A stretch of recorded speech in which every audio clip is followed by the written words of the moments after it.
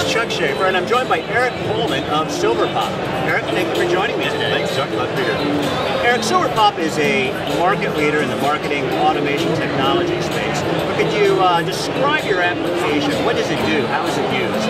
Yeah, the big thing that we do with Silverpop is focus on behaviors and the behaviors of buyers, customers, and prospects, and how we can automate those interactions and make them even more personalized. So the more you automate things, the better it should get. It should just become, off the rack. It should be very, very personalized experiences. Very good. And what's the target market for Silverpop? We work with high-tech companies in B2B. We also work with some of the world's largest B2C companies in retail and financial services. So we have a broad spectrum, but I would say retail, media, financial, B2B, and of course our favorite advertising and marketing agencies. Those are wide for us. And within those target markets, is there an ideal customer profile that's just going to get the maximum payback and value from a marketing automation application? There is, without a doubt. We triangulate looking for customers who have, they're using CRM, like Salesforce, and they're using other web analytics or other integrations. And what's happening is they're gathering so much data that they can act on. They need automation to make that data really pay off in the buying process. What's the overarching business opportunity that's enabled, or the business problem that is solved with your application?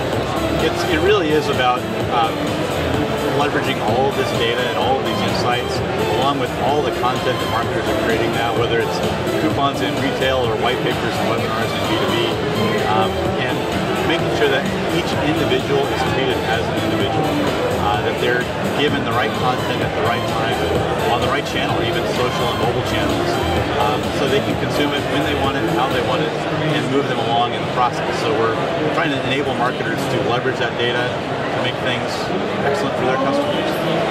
And Silverpop is a very big advocate of what you call behavioral marketing. Yes. Could you explain a little bit about what that means?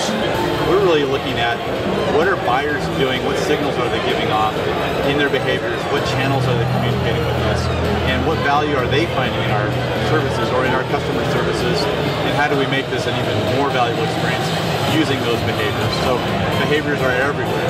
We're giving them all the time.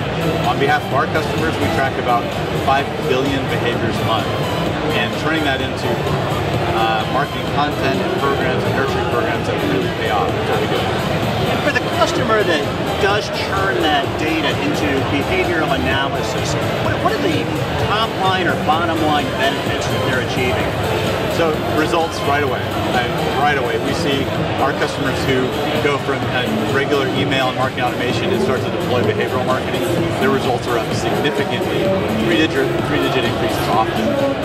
It's a lot of work to get there because you have to understand the behavior itself plus the content. And really, the gap between those two is context. What's the context of his content, then the context of the buyer's behaviors, and matching those things up. And our technology does a lot of the heavy lifting for that. Very good. How are you guys using social media or social CRM and bringing that to add value to marketing automation technology? Yeah, everything that we do, we look at from the lens of how our customers' will experience marketing, and increasingly that's social and mobile. In fact, it's social and mobile together. We call that motion. And really looking at, are they sharing these things? Let's enable sharing so it's easy. Maybe even it's rewarding to share things socially. But also, when someone visits our Facebook page, they should have an individualized experience on our Facebook page. And we're enabling that kind of experience as well. So it's no longer just about the email that you send or the conversation with the salesperson. It's about you're viewing this content and interacting on an iPad. You're doing that on iPad in Facebook. We're literally changing the way Facebook works based on the behaviors that we know in the buying process. So it matters. It does matter. Help me understand what you're doing with the proliferation of mobile devices and mobile technologies. Yeah, I have a strong mobile background, ran a mobile company prior to joining Silverpop, and the evidence is indisputable. 60% of the interactions we're seeing now, over 60%, are happening on a mobile device. So we've got our product can be used on a mobile device. The emails that we send from Silverpop can can be read on a mobile device and interacted with on a mobile device. But most importantly, we continue to track the behaviors. And what a lot of marketers miss is you can track somebody on your website, but when they go and hit you from their mobile phone or their iPad, that looks like a different customer. And we're bridging that gap so that when you hit our website and later hit us from your iPhone or your iPad, you know it's the same person, and we continue that conversation linearly. We don't start over and assume we know nothing. Very good. What advice would you offer to the sales or marketing leader that's about to evaluate marketing automation technology? Yeah, so looking at marketing automation is a bit tricky, and the way that I think it's smart to look at, there's different reasons you can buy it. And there are buyers who look at, I really just need to have revenue management, revenue predictability. There's some who I just need to have better communication with customers. And what we're trying to do is get all of those things together. So we really look at the customer experience and that through our product matters first. You don't have a revenue process if you don't have an outstanding customer experience. And then figure out what's the back-end process. Marketing automation is going to require changes. Changes to business process. You have SLAs between sales and marketing of what's going to happen. Making sure you understand your business process and the one that you aspire to is going to really help determine who you should be talking to in the marketing automation space. You know, when you talk about those business processes and that change management, it speaks to deployment approaches. For the organization that's about to deploy marketing automation technology, how do you recommend they organize the process? How do they get started? Yeah, that's tricky. And I think the first thing is understanding where you're at. Most of the time, most companies are starting from sending email, and they want to send more personalized email, and then track how that delivers sales results. That's fantastic. But really getting down a couple of steps deeper, it's not just about sending email, it's about that longer term, 3 or 4 years from now, what do I really envision, what do I really aspire to? And that's going to be a much longer conversation, because in truth, you will roll out marketing automation in stages. And all too often, buyers buy marketing automation, and all they ever do is send a little bit better email. They don't really grow into the full scope of what it can do. So I would say starting with a vision and an ambition of what marketing automation will need to do in 3 or 4 years, and then backing into that reality will help you decide where to go first and where to go next. Very good. And Eric, in terms of customers crossing the chasm to mainstream adoption of marketing automation technology, where do you think we are?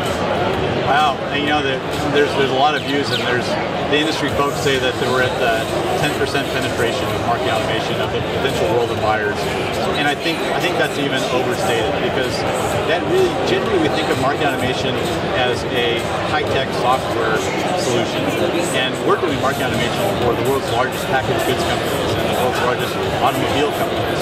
So marketing automation has this capacity that I don't think the early starters and founders of marketing automation really thought it would ever get to this point where packaged goods is looking at what cereal are you buying, who are you, and what other cereal could you be buying, and how do we change that marketing experience of a brand on a global basis.